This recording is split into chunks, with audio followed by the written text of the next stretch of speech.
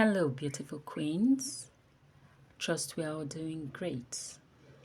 So today's tutorial is all about how we can make a wig from the beginning to the end. I use 4 bundles for this particular unit, and this is the frontal. Standard frontal is 13 by 4, but I have measurements that I had a measurement that I was using. A measurement was sent to me as 12 by 4. So you can see me taking the middle line, which is very important in the placement of my frontal to the cap. So I did the SS cutting at the sides, and then the middle line is what I'm showing to you, though it's a bit faint, but you can see it. I did the SS cutting so that it will be very easy for me to get the exact measurement. So at this point, I've placed my frontal on my cap. I did a video on how to properly place your frontal for it to be very flat. You can check my previous video, you will see it there. I'll also include the link. So at this point, I'm doing the marking of my cap because I want to do the machine method.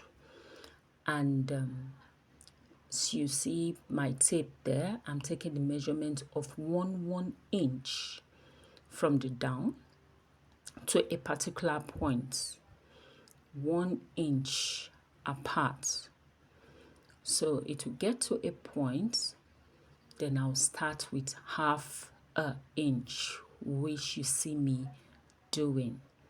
From that point down to where the frontal starts from, that point to be ½ inch.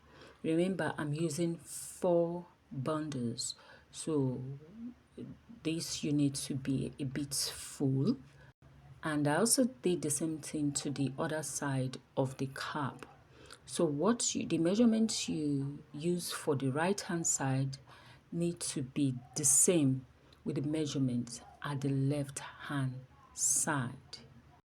So at this point is ½ inch down to where the frontal starts from.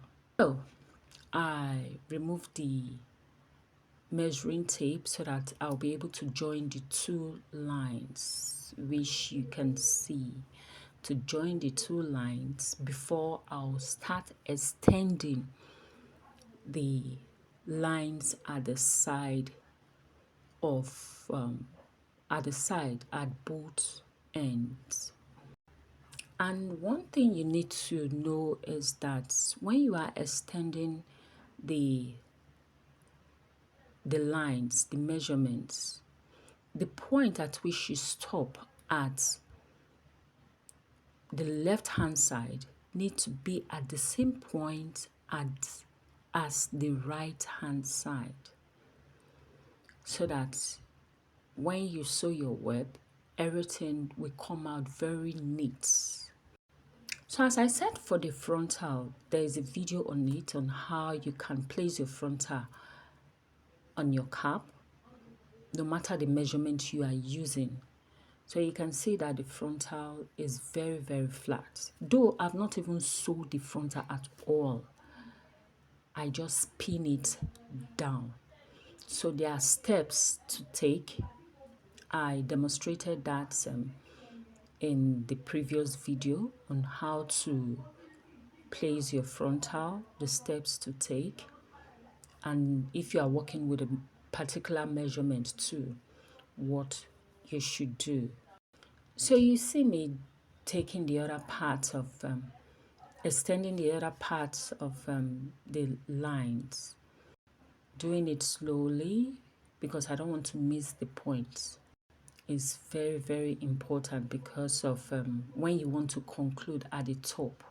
If you don't get the lines properly, it will affect you at the top. So at this point, do it to like, comment, and also subscribe. You can hit the notification bell so that when I post, you'll be among the first to know about it. And as for our returning subscribers, I want to say a very big thank you for always supporting us. I'm done with the lines. I've extended all lines, and this is how it looks. And I'll still emphasize on the frontal. You can see how flat it is. You would think that I've sewn it down, but I've not. Very, very flat. I demonstrated that on how to get it this flat.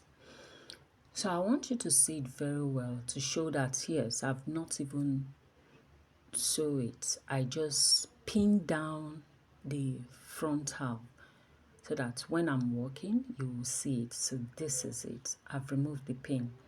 So you can see how flat it is. That's the space that I don't need at all, where there is no marking.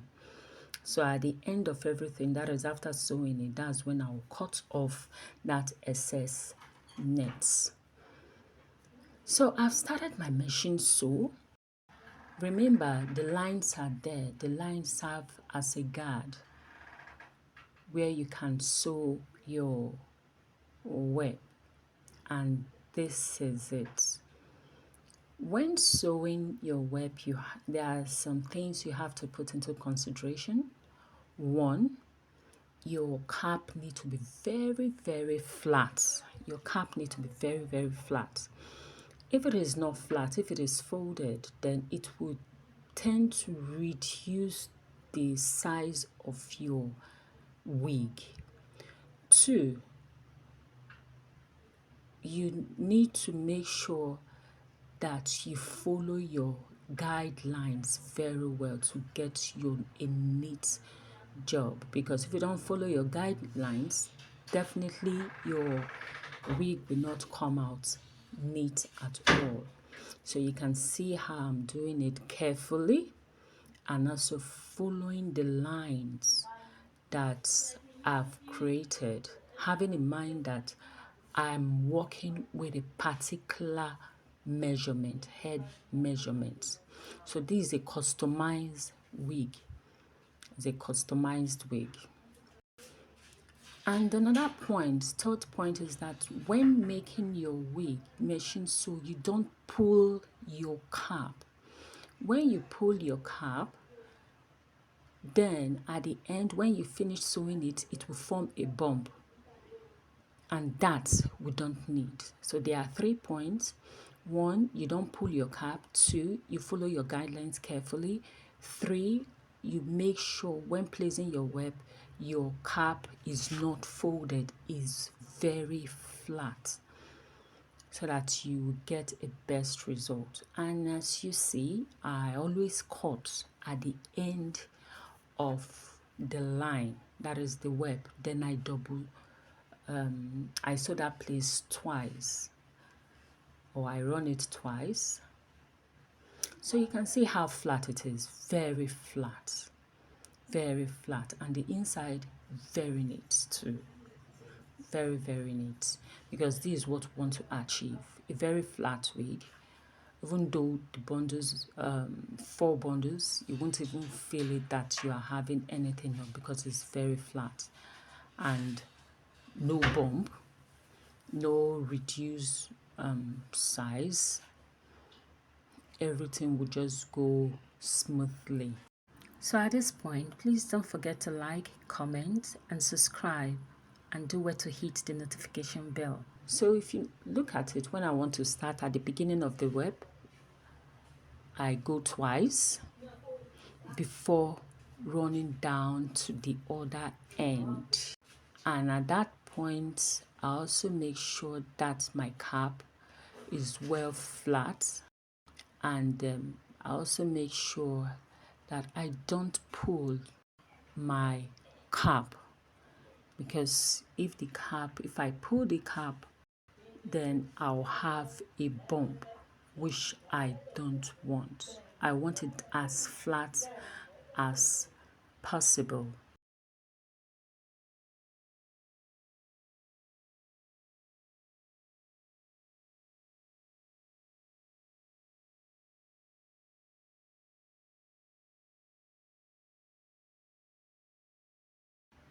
So this is it. Isn't she looking so beautiful? This is the unit after everything. So what do you think? Well, please leave a comment for me to know your thoughts. See you on my next video.